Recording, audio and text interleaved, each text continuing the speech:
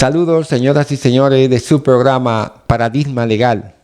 Para nosotros, como siempre, es un placer y a la vez darle la gracia a ustedes por ser parte de este espacio y darle sentido a lo que aquí se difunde, porque ustedes son el alma de este programa, con la intención siempre de enseñar y de reeducar o de educar o de dejar un mensaje que sirva de reflexión como tema esencial de Paradigma Legal.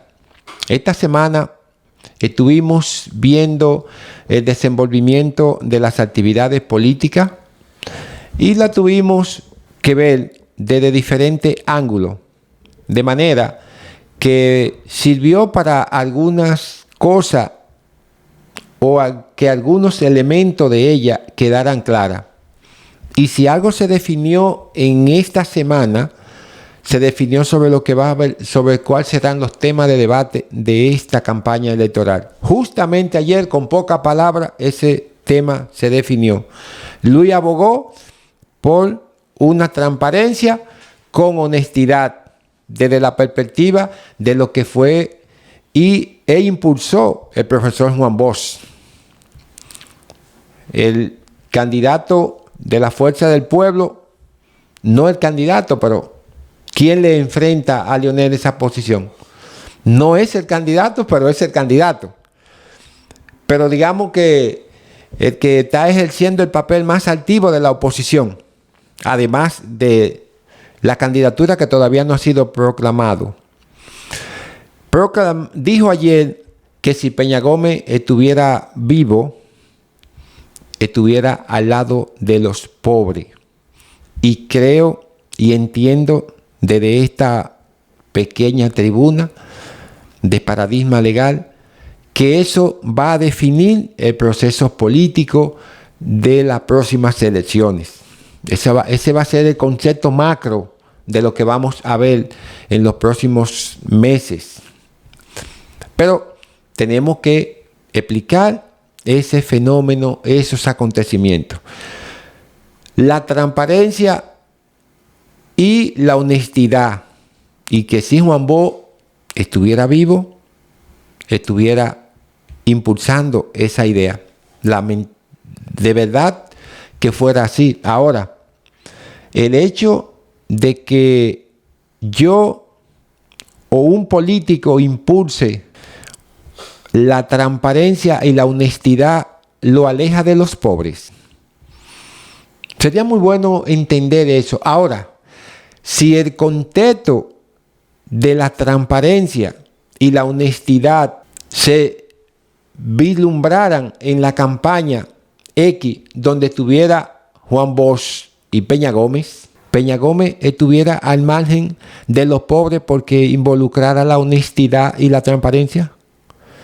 Me parece que la situación ha quedado un tanto corta desde la perspectiva de que se ha querido dividir con una expresión y con otra, semánticamente hablando, en términos de lenguaje, en términos de reglas gramaticales, se ha querido dividir una cosa y otra. El PLD, en este caso, que se ha marginado, porque Luis habló de Juan Bosch aludiendo a Leonel Fernández, no propiamente al PLD. Y Leonel Fernández habló aludiendo al PRM desde la perspectiva Peña Gómez en el poder, no al PRD, en este momento ya jugando un papel distinto. Ahora bien, nosotros vamos a un proceso que vamos a definir. Mientras se esté luchando por la transparencia y la honestidad, ¿los pobres no caben en ese capítulo? Pues yo creo que sí, porque son los pobres pagan más las consecuencias que la clase media, porque los pobres es que se le aniquila el derecho más legítimo y necesario que ellos tienen, que es la educación, la medicina y todo un conjunto de cosas y las obras de carácter público que van en beneficio de la sociedad y de los miembros de esa sociedad. Mientras la corrupción se inclina, se hacen menos escuelas, se hacen menos hospitales, se hacen menos acueductos, se hacen menos carreteras y se hacen todas las iniciativas, los comedores pueden dar menos raciones de comida y todo un conjunto de cosas que la corrupción lo inhibe y los pobres no son parte de ese esquema. Yo pregunto, ahora bien, en ese contexto, la campaña estará inducida por esos dos fenómenos. La transparencia y la honestidad versus los pobres. Parecería como si los pobres no entran o no encajan en un esquema de transparencia. Si nosotros tuviéramos un proceso de transparencia y que ese proceso los políticos hubiesen sido vigilantes de nosotros en términos de evolución, tuviéramos mucho más desarrollado. Y ese desarrollo se pudiera palmear mucho más de forma visible, se pudiera tocar de forma visible en cada una de los miembros de esta sociedad, de la población, y no tuviéramos que estar diseñando pobre y clase media y rico, sino que todo el mundo dentro del esquema de división pudiera ser partícipe mucho más de la riqueza que de manera productiva cada sector fuera llevando a cabo y que el Estado participara como elemento sustancial y de control en términos de la división social y económica para equilibrar los diferentes sectores, tanto los pobres, clase media y los ricos.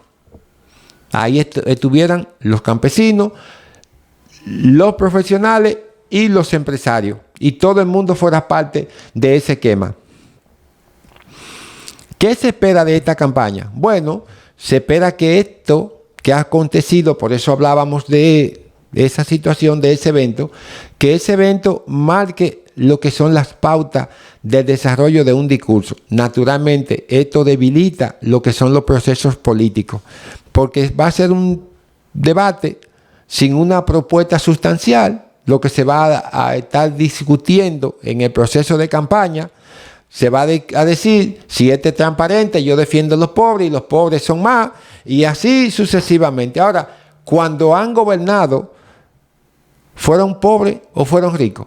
¿A quiénes defendieron más? Eso es lo que hay que ver. Y a partir de esa expectativa hay que valorar la condicionante de esa expectativa que los políticos van a inclinar hacia los diferentes sectores en este discurso. En otro tema, en el día del domingo pasado, día 10 de septiembre, el país celebró el Día Mundial de la Prevención del Suicidio.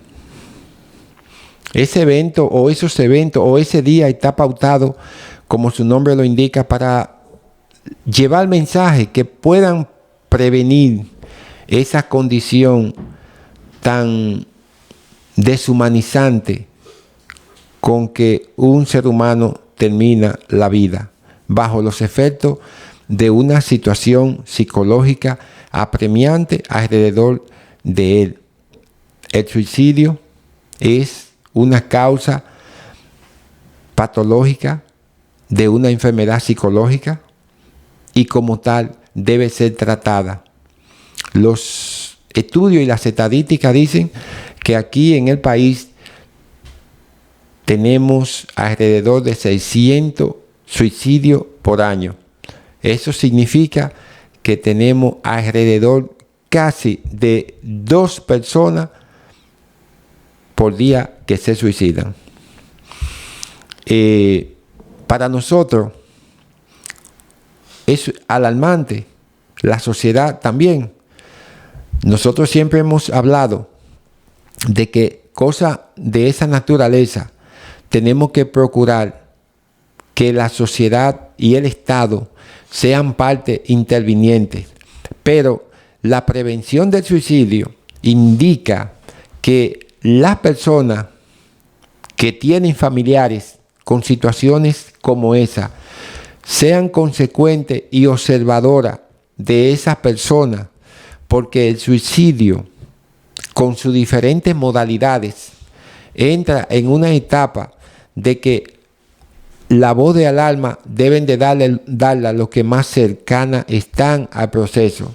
Y en ese contexto, el suicidio pudiera ser un mecanismo que puede tener una contención si se detecta o se regulariza de una manera más temprana o bajo un cuidado especial que colabore y que contribuya con las personas que están dentro de un esquema de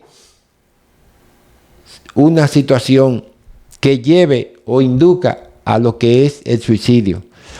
Hay estudios, hay una serie de documentaciones que determinan y que hablan de las condicionantes y de las variables del suicidio y cómo funciona y cómo se presenta el cerebro desde la perspectiva de que cuando una persona tiene una condición suicida, cuando una persona tiene una condición medianamente suicida y cuando una persona no tiene esa condición, se establece y se dice que el cerebro actúa en diferentes